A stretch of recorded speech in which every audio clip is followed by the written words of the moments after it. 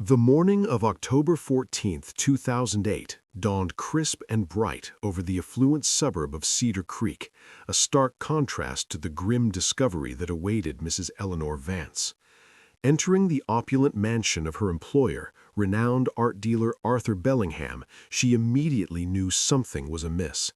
The usual morning sounds, the faint clatter from the kitchen, the rustle of newspapers, were absent. A pervasive silence hung in the air, thick and unnatural. Following a prickle of unease, she ventured further into the house, her heart beginning to pound a frantic rhythm against her ribs. The sight that greeted her in Mr. Bellingham's study was a tableau of horror. Arthur Bellingham, a man whose life revolved around beauty and order, lay sprawled on his antique Persian rug, a dark crimson stain blooming across his pristine white shirt. He had been shot once, a single precise shot to the chest. The Cedar Creek Police Department descended upon the Bellingham estate with the methodical precision of a well-oiled machine. Forensics teams swarmed the study, their flashlights dancing across every surface, illuminating dust motes and searching for the telltale shimmer of a fingerprint. Detectives, led by the seasoned but world-weary Detective Miles Corbin, began interviewing Mrs. Vance, neighbors, and anyone who might have had contact with Bellingham in the days leading up to his death. What they found, or rather what they didn't find, was immediately troubling. The scene was impeccably clean. There were no signs of forced entry, suggesting Bellingham knew his killer, or at least allowed them into his home. No fingerprints belonging to an unknown assailant were recovered. The bullet casing was absent, indicating the killer had carefully collected it. Nothing of significant value appeared to be missing, ruling out a straightforward robbery. Bellingham's extensive and valuable art collection remained untouched. It seemed to be a crime of passion, yet there were no obvious suspects. Bellingham, by all accounts, was a quiet, almost reclusive man, respected in the art world but with a limited social circle. He had no known enemies, no disgruntled employees, no recent bitter rivalries in his business dealings. Days turned into weeks, and the case grew colder with each passing sunset. The initial flurry of activity gave way to a quiet desperation. Detective Corbin and his team re-interviewed everyone, re-examined every piece of evidence, yet the blank wall remained. The perfect crime was a phrase whispered in the break room, a chilling testament to the killer's apparent skill. The absence of evidence was, in itself, a form of evidence, a strong indicator of a highly intelligent and meticulous perpetrator. One afternoon, amidst a mountain of archived files, a junior analyst, fresh out of the academy, noticed a peculiar anomaly. It wasn't directly related to the crime scene, nor was it a piece of physical evidence. It was a digital footprint, a series of seemingly innocuous entries buried deep within Bellingham's personal digital records. Bellingham, like many affluent individuals, used a smart home system that controlled everything from his lighting to his security cameras and even his sophisticated coffee maker. Every interaction, every command was logged. The analyst, a young woman named Sarah Chen, had been tasked with reviewing Bellingham's digital life, a tedious exercise usually yielding little. Most entries were mundane, lights turning on at dusk, the thermostat adjusting, the front gate opening for Mrs. Vance. But one specific type of entry caught her eye, not because of what it was, but because of its absence at a critical moment. Bellingham was a creature of habit. Every morning, without fail, at precisely 6:30 a.m., his smart coffee maker would initiate its brewing cycle. This was not a manual action, it was programmed, a daily ritual recorded by the home's central system. On the morning of his death, October 14th, the log showed the coffee maker engaging at 6:30 a.m. Bellingham's personal security camera feed, which captured the front entrance, also showed him leaving his home shortly after 7 a.m. for his customary morning walk, returning around 7:45 a.m. Mrs. Vance arrived at 8:30 and found him dead. The time of death, estimated by the medical examiner, was between 7 a.m. and 8 a.m. This time frame initially fit neatly with a scenario where Bellingham was killed shortly after his walk. But Sarah Chen looked at the logs from the previous night, October 13th, At 11:47 p.m., a sequence of events unfolded that seemed unremarkable on its own. The front gate opened, closed, and then, a minute later, Bellingham's study lights, which he typically left on until he went to bed, clicked off. This was unusual. Bellingham was known for his late-night reading in the study. Chen's keen eye, however, wasn't focused on the lights or the gate. It was focused on the coffee maker log. At precisely 11:50 p.m. on October 13th, the smart home system registered a manual override of the coffee maker's daily brewing schedule. It was set to brew at 5 a.m. the next morning, October 14th, an hour and a half earlier than Bellingham's usual 6:30 a.m. automated start. Why would Arthur Bellingham manually change his coffee brewing time the night before, only for the automated 6:30 a.m. start to still register? And why would he then leave for his walk at 7 a.m. if he was already brewing coffee at 5 a.m.? This discrepancy, this whisper in the digital wind, was like a microscopic tear in the fabric of the killer's perfect alibi. Detective Corbin initially dismissed it as an insignificant glitch, perhaps Bellingham playing with his new smart home system. But Chen persisted, her youthful intuition nudging her to dig deeper. She cross-referenced the coffee maker logs with every other digital footprint left by Bellingham. His smartwatch data confirmed his heart rate, sleep patterns, and movement. His phone GPS logs, usually precise, showed no unusual activity. His computer login history was normal. Everything pointed to Bellingham being in his home following his routine, except for the coffee. Corbin, intrigued by Chen's tenacity, decided to humor her. "Okay, Chen, let's say the coffee maker override is significant. What does it tell us?" "It tells us someone else was in the house, Detective," she replied, her voice steady. "Someone who knew Mr. Bellingham's routine, but perhaps not perfectly. Or someone who wanted to change his routine. If Mr. Bellingham normally had coffee at 6:30 a.m. and his killer wanted to ensure he was awake and alone at an earlier time, changing the coffee maker schedule would be a subtle way to do it without leaving physical evidence." The implication was chilling. The killer wasn't just meticulous, they were intimate with Bellingham's habits. They knew his coffee schedule. They also knew enough to try and manipulate it. But they made a small, critical error.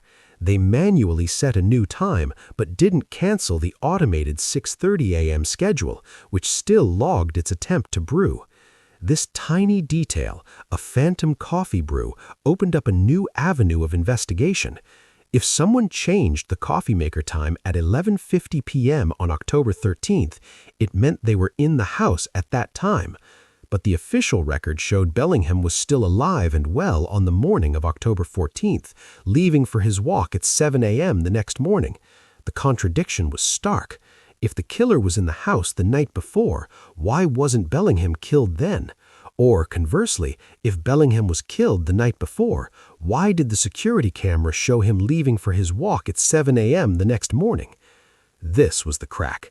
This was the moment the perfect crime began to unravel. Detective Corbin ordered a more thorough review of the front gate security footage. The feed, thought to be clean, was re-examined pixel by pixel.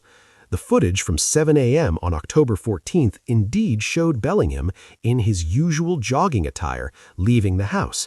He walked with his customary gait, his head held high, but as the image was digitally enhanced, a subtle, almost imperceptible stiffness became apparent in his movements.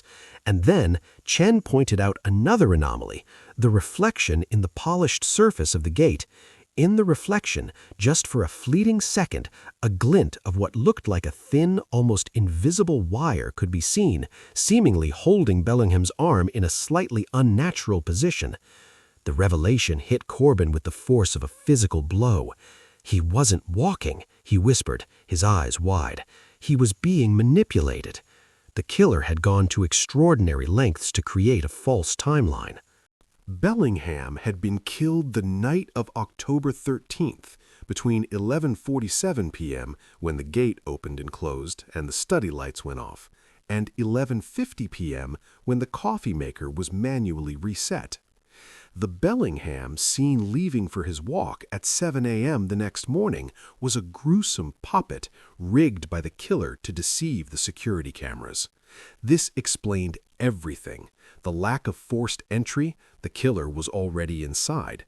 The clean crime scene, the killer had hours to meticulously clean up after the actual murder, and the staged routine of Bellingham leaving for his walk. The coffee maker override, meant to subtly change Bellingham's routine, was a misdirection. The killer wanted to create the illusion that Bellingham was alive and well in the early morning, thereby pushing the time of death later and creating an alibi for themselves during the actual murder window. With this new understanding, the investigation shifted dramatically. The focus moved from who killed Bellingham on the morning of the 14th to who was with Bellingham late on the night of the 13th and knew his habits intimately enough to stage such an elaborate deception. They revisited everyone, but this time with a new lens.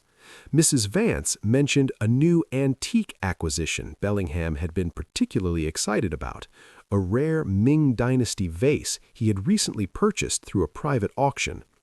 The seller was a discreet individual named Julian Thorne, a less reputable but highly skilled art dealer known for operating in the shadows of the legitimate art market. Thorne had visited Bellingham's home several times in the preceding weeks, finalizing the sale and installation of the vase. He knew the layout of the house, Bellingham's routines, and, crucially, Bellingham's smart home system, which Thorne himself had recommended during their conversations. Thorne had an alibi for the morning of October 14th. He was allegedly at a gallery opening across town. But his alibi for the night of October 13th was vague, claiming he was working late in his studio and had no witnesses. Corbin and Chen decided to pay Thorne a visit. His studio was a chaotic den of half-restored artifacts and dusty canvases. He greeted them with a forced smile, his eyes darting nervously. When confronted with the coffee maker detail and the rigged walk footage, Thorne's composure began to crack. He initially scoffed, calling it ridiculous, but as Chen meticulously laid out the digital timeline, demonstrating how the coffee maker override, coupled with the subtle inconsistencies in the 7 a.m. footage, pointed to a murder occurring hours earlier, Thorne's face drained of color. The motive, it turned out, was as old as time: greed and deception. The Ming Dynasty vase Bellingham had purchased was a masterful forgery crafted by Thorne himself. Bellingham, with his sharp eye, had begun to suspect its authenticity and had hinted at having it independently appraised. Thorne, facing financial ruin and the exposure of his fraudulent activities, saw murder as his only escape. He had painstakingly studied Bellingham's routines during his visits, noting the precise times for coffee, his walks, and his late-night study habits. He had seen the smart home system logs and formulated a plan to manipulate them. He entered Bellingham's home late on the night of October 13th, likely led in by a trusting Bellingham. A heated argument about the vase escalated, culminating in Thorne shooting Bellingham. Then, with terrifying coldness, he spent hours cleaning the crime scene, removing any physical trace.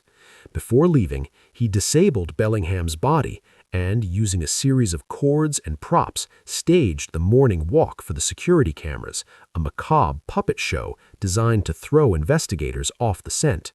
The coffee maker override was his attempt to further solidify the false timeline, an ingenious detail but ultimately flawed. He forgot that a system, once programmed, might still register its original command, even if overridden. It was a digital ghost, a phantom action that contradicted his carefully constructed narrative. Julian Thorne was arrested that day.